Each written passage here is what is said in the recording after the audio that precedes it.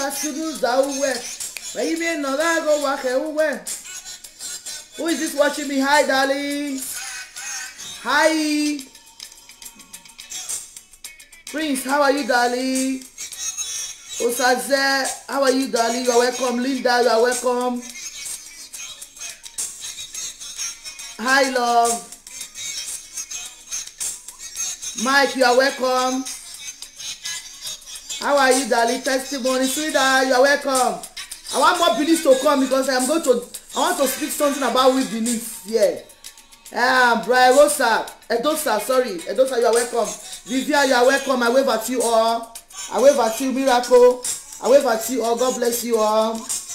I wave at you. You guys are welcome. You guys are welcome to the board, you know. Welcome, welcome, welcome.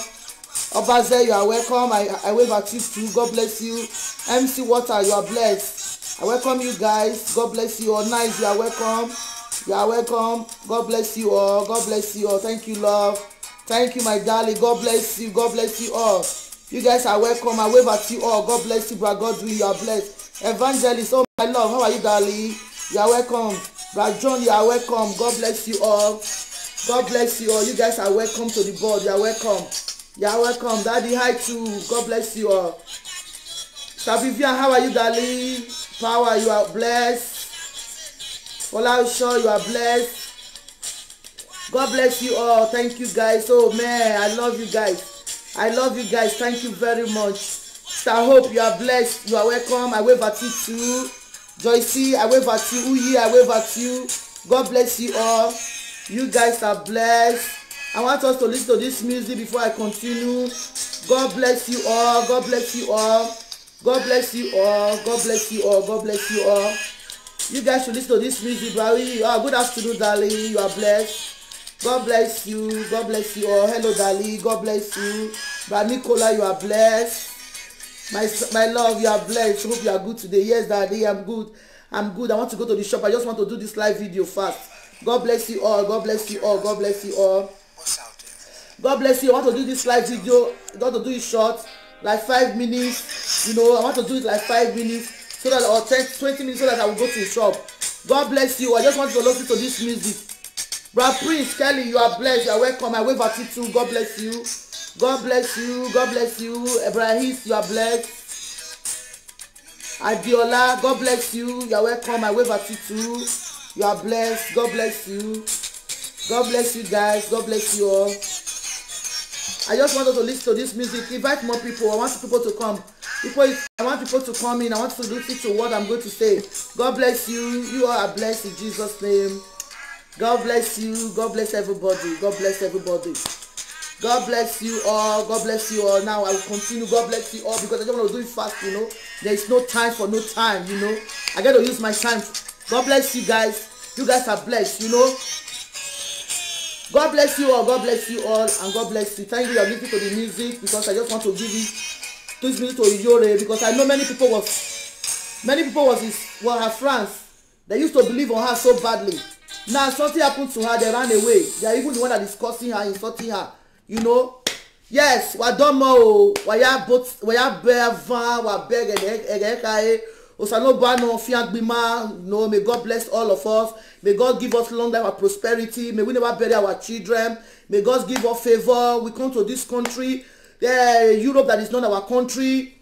We come here to sojourn and we will sojourn in a good thing. We will not go home with nobody will go home with our casket. Nobody will pray with our pictures on their wall to write rest in peace. So God bless you. I'm here because of Iyore, and I don't want to talk about Eddie Murphy anyway. I'm not saying I'm supporting what Iyore said anyway. If you listen to it very well, because as for me, Joy, I listened to it very well. I know where she made a mistake because I only had to read Bible, you know. There is some if all those ones is not in Oba's land, it never you know. I wanted to speak on Benin because there are many people who doesn't understand Benin, so that is why I want to speak on English. I will speak on general language. I feel speak and broken. Anyway, I speak, I'm gonna collect them because I will not be my part country now. Benin, I be at the year, I might be better too. So like that. God bless you guys. Oh, God bless everybody. So what I want to talk about is that I am so surprised. I am so surprised that I no say there are many people that can go on live video. My God, When I started listening to people was sending me different message about the Yore walking at Beneman, this one, this, that, or Bolatia, all those letters that came out, they were swearing for Yore. I said, wow, this is wonderful. So that means we still have people in those states like this that can know how to swear very well. And we still have all these juju men that can swear very well. That they say are very powerful, that they can swear very well. A little thing just happened. I can call it a little thing because everybody we mistakenly we can say whatever we don't want to say because of annoyance, because what is going on in that Benin City, you know. So if the poor girl came out and speak her mind, fine. The way she speak it, because the way she speak it was wrong because very honey, you know. So fine, we all know she made a mistake, and she came out again and said she's sorry for whatever she said, that it was a mistake or something like that.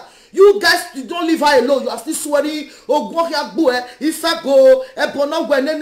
stuff of a thing. So you guys have all those things, and the thing that is happening in those states is still happening. Oh my God, I'm disappointed in you guys. You know, all those people that do live video for Yore, that is doing voicemail, cursing that poor girl. So you guys are happy what is happening in those states? Come on. You guys should have all those power, all those little doctor. I don't want to show my face. If I show my face, you will know who I am. So you people have all those power, all those S-men that is killing everybody in that Benin. Nobody don't want to go to farm again. They are afraid. They are running scared. They are running home. Nobody wants to go to farm again. You can't go to farm alone. If you are going to farm, you have to go with about 6 or 7 people. So you people have all those power to swear. You do not have all those power to swear for all those S-men. All those S-men is killing people. You people don't have power to swear for all those people for them to die. Now what for now? Now they try. So because you already made the mistake and say something about Abba, let's say so. Jesus, let me make an example with our Jesus Christ. When they want to come and kidnap him, let's say kidnap. Let's say want to kidnap him. When Judas betrayed him, when is Peter? He raised up his sword. He wanted to defend Jesus Christ. What did Jesus Christ say? He said, "Drop your sword, because those that keep my sword will also die by sword." So keep your sword. That means if he has the power, if you want to call out the whole angels to come and fight all these people, you can call them. So Abba cannot fight for himself, and you now call they fight for them. Now all of them call they swear, they kill. You know, you use one and swear, taking one person. Person God, you create. When are you might be? Una be mothers, una be fathers. Una come the cause person, only one person on the cause. So remember, cause all those people where they spoil those states. When you said they don't kill 15 people, now don't even reach 1 week, don't kill about 15 people for those states where we come from. So you guys never do live video on that one. You mothers never gather all together and naked that walk from a door to Obas Palace or to a motor to go and swear for all those people that is killing all those young guys. You guys is not get ready for that. They don't even have sense. Their sense is drive or just my sister, my brother unit. Yes. What kind of thing is this for Christ's sake? Everybody is sending it to me, but I'm very busy. But today I create a time to say, let me do this live video. Don't know all of you. Don't know going to who. Don't know going to boy who. Why Johnny? You guys don't a regular prayer. You don't go to a those state and see what is happening there. People that is going to Nigeria, they called me yesterday. They have cancelled their ticket. They don't want to go to Nigeria again. They want to go to Benin City Edo. They don't want to go to Benin City because of the killing that is happening there. They are killing every day. Every day they are killing there. They are killing every day. Even up to yesterday, they kill somebody in head. And no person. They just kill that person. They just shoot him in head. Day for yesterday, they kill somebody back of Upper Sakmaba in the Jesus Christ Road. They kill somebody there. Or you people are not hearing that. We are not be swear for all those ones, Abi. You guys not be swear for all those ones. You guys not be come to social media and start shouting and start praying, start praying for all those prayers. What are they pray for? Because because if you got some damn one no go come. When no here to one me gbogbo here to social media. When you guys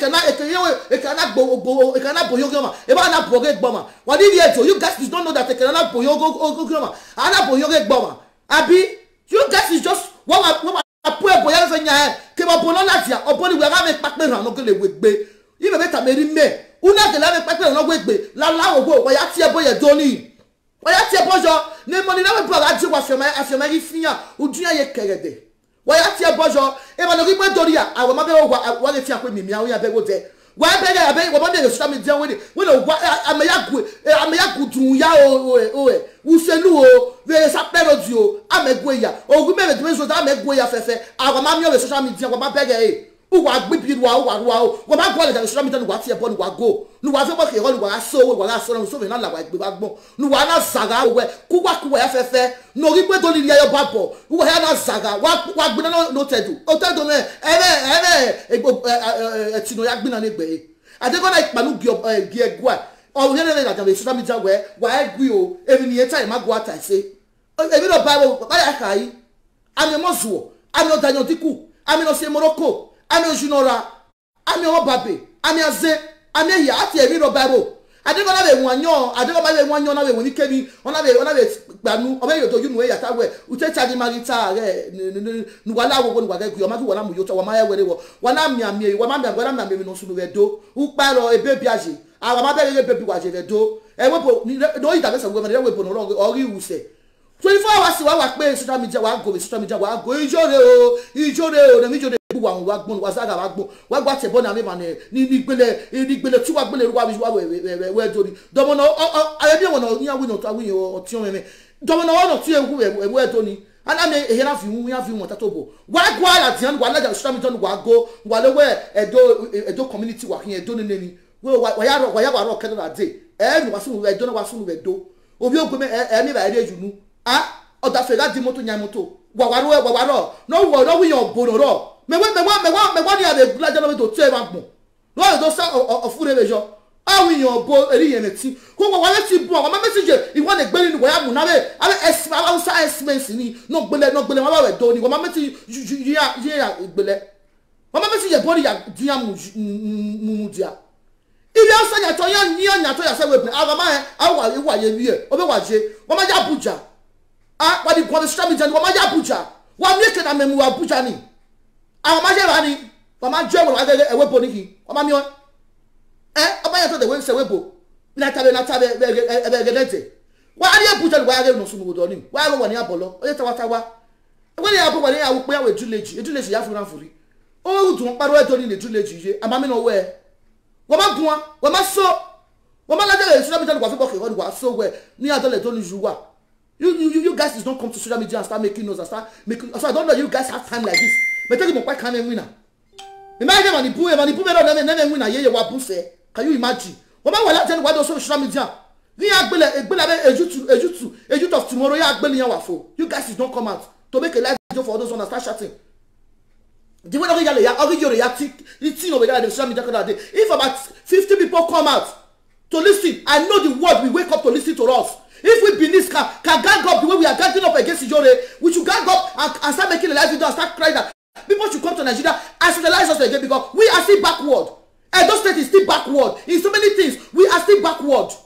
Edonopa waje, ukparo, Edonopa je, amero, eboe honafiani. At the end of the day, it's going to cause havoc later. Each house has a boeho. There's no water board again. You guys are sleeping. Come on, you guys should wake up. Don't wake up. If you guys are sleeping, you should wake up. Do you want the husband that is in Europe go and create something in the state? Do we have any company there? Come on, you guys don't wake up and see that one. All those chiefs, everybody. Did you people have any what company? Ni abu gbolawe wana is a fe. Ona me company na gbo. They used to allow me now. Why go?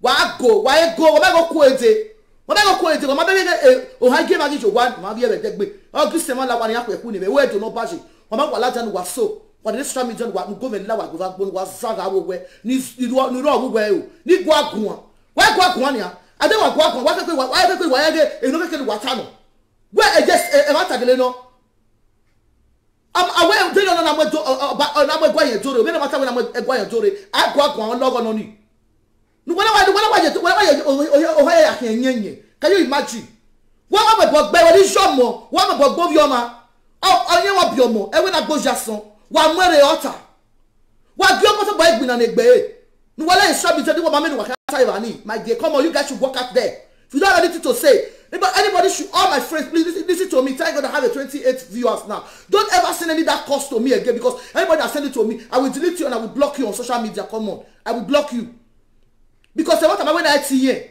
You guys should say the truth because the truth is very bitter. You guys are here, you are safe. I'm here in my house. Nobody, no one will come to my door and knock on my door. No expert will come here to come and arrest me or come and kill me or come and kill my children. All my children are in Europe. We are covered. What about the rest people there in our family? This in Nigeria, this in Edo State. I will not bash it. Iye we no bash. E we no bash ana wa am we. O la ana na ya to we mu. Can you imagine? Am I go ma ho, awa falo ma na gbon. Awa falo wa bege e. Ah, no bash ki David no wo. Guys should say the truth and let the truth be let the truth set us free. What is going on? Okay, boy, you guys should please, you guys should stop sending me that rubbish because boy, nane. If you don't Bible, the king. Nene the Murphy. If you don't Bible, no. If you don't Bible, Timaya. Because no swallow, no one is swallow. Ah, yeah, when I have your moji, have your moji. Oh, Rafi, me at Jowa. Do not my my affair. Never will come out. Never will get the marina. Why they bring my book Bujore, and what I'm Bujore, who walking and who go at Siena, who the Yamadi Wakamadi Wagade. Amadi Wakamadi Wagade, if you not say, I'm not a Vitano, I'm not going, I'm not going to one. Also, not telling no Tyler. Or maybe when you met our wife, we might have Bonobama when I go when I want when I'm cooking, when I'm in Yahoo, when I'm maybe look at WhatsApp, Wagadio, why the Murupa Legbe, Wagawa, why the Son of Legbe. A mark, a work to no, a toshi, all fine. No, you are just getting Nigeria report. A toshi. Why was the electric toshi? What I got in Nigeria and away in a medical number. I don't want hand luggage, a 10 kilo, a toshi of who electrical touch. No, I got here. A webuwa, why all only a dead good wow only a water body do error. No water. What about zero? Work by one la tour.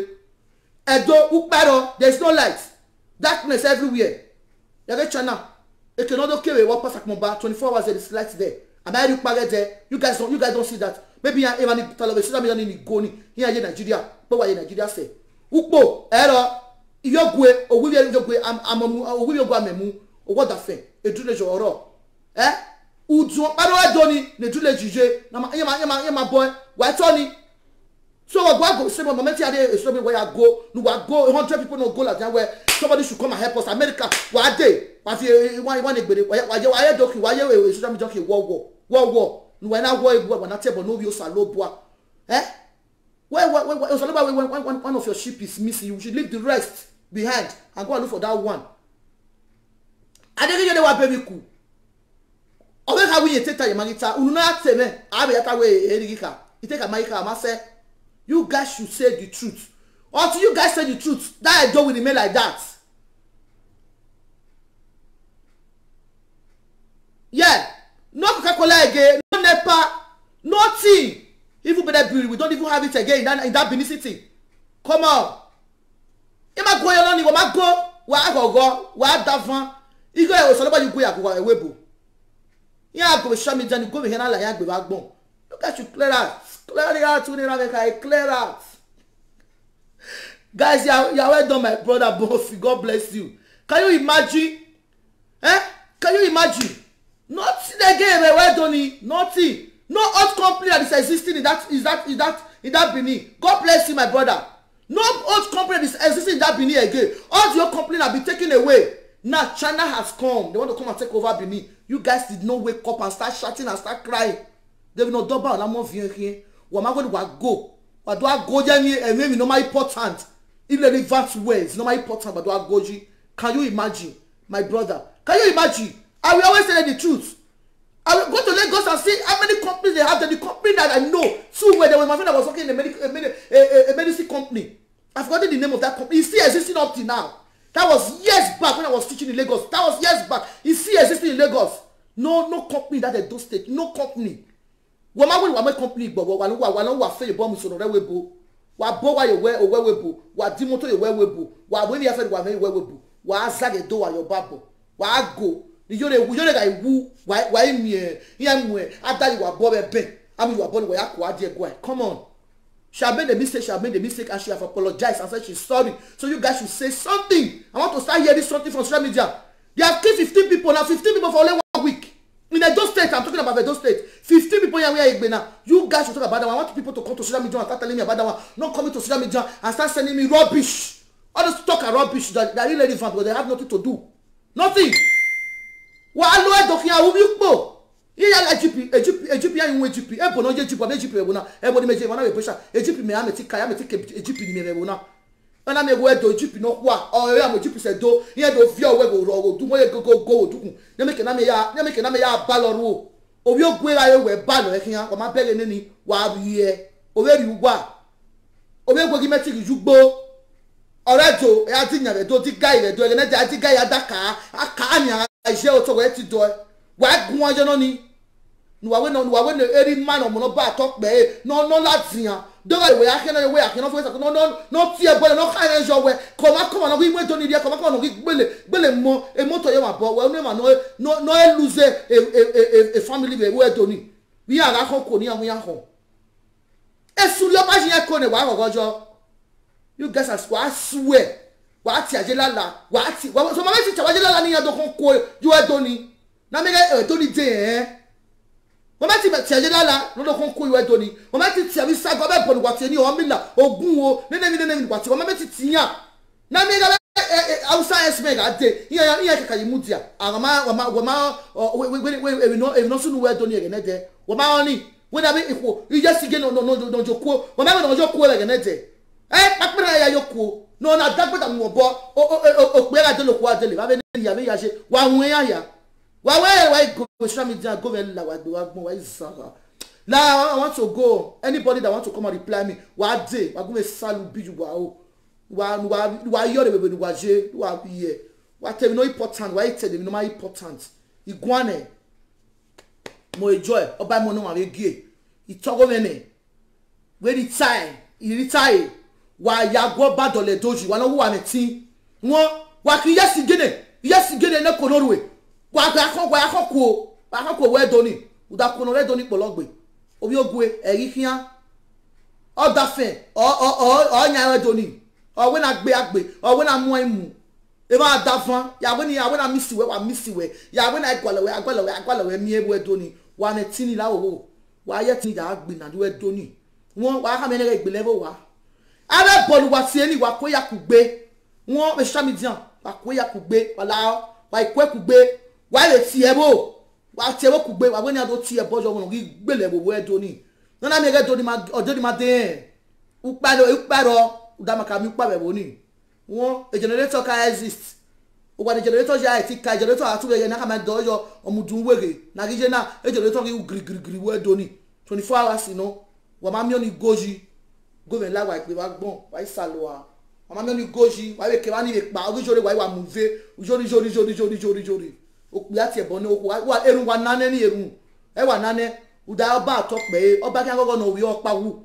uda ugwe no go pa ogwe ya fefe wa won God bless you all jare God bless you all Kojo you are blessed I wave at you too by Friday Something God bless you guys I bless you all because I was really upset, you know, when just coming out that the guys I know they just killed the poor guy did for yesterday. Innocent boy that is just growing up, just cut and come off a road. They're not even thinking of all those things that is happening in those states. They are there making noise. Yeah, if I could talk about me when I'm like back, push on my berry, push out and do it berry. Oh no, me go where we bo, we don't allow we no we job, no push out you where don't wa fin generator le ran mi read wa ya go wa fi ebueho wa so I call us in ewo no wa ya go where we need our water bottle back we need it back nobody don't make a live video yo we need a water bottle agbon ya fi ebueho wa ho yo ma uvun e wa tono ni uvun dadudu ya ebueho wa ma ticket no soon in 30 years to come but think about this present time you guys should go there. Hi darling Emmanuel, you are blessed darling. Good afternoon. God bless you. You are blessed. I bless everybody. I bless everybody. I love you guys. I need to go to work. God bless you guys. God bless you all. With this little word I just dropped because I'm so upset, you know. So upset. Thank you, darling. God bless you all. I bless you guys. Oh, Godi, you are blessed. I bless you. Thank you for watching me. May God bless you. I wave at you too. God bless you all. May God bless you. Mr. Pat, God bless you. F.A., God bless you guys. Happy brother. God bless everybody. You know, I need to go to work now. God bless you guys. You know, I just want to do this shortly because I am so upset. They're waking me up with different message, rubbish message, swearing for one human being. where God creates. Do you think God will allow it? God will not allow it to happen. All those sweat does not belong to her. Back to sender. It's not for her. Yeah, it's not for her. Anybody who swear for me now, back to sender. They go back to her. They tell you now the truth. When I wake up, when I live waiting, when I live waiting the life for the motor, when I enter motor first. People they fear to go to Nigeria now. Many people say, I'm not going to Nigeria until next year December. I'm not going to Nigeria until next year December. I'm not going to Nigeria until next year December. Now they happy for that one. Some people don't want to come Popori Christmas. Now they happy for that one. Now keep quiet and all they shout for social media. When they search, when they shout, when they carry better balik, they come from that country. When they come there, come fight us. They never declare, say we get problem. We need help. Now they celebrate it dependent of how many years. When I pack, we are crowds. I don't finish my live video. That I go my work, go find my money. God bless you all. I bless you guys.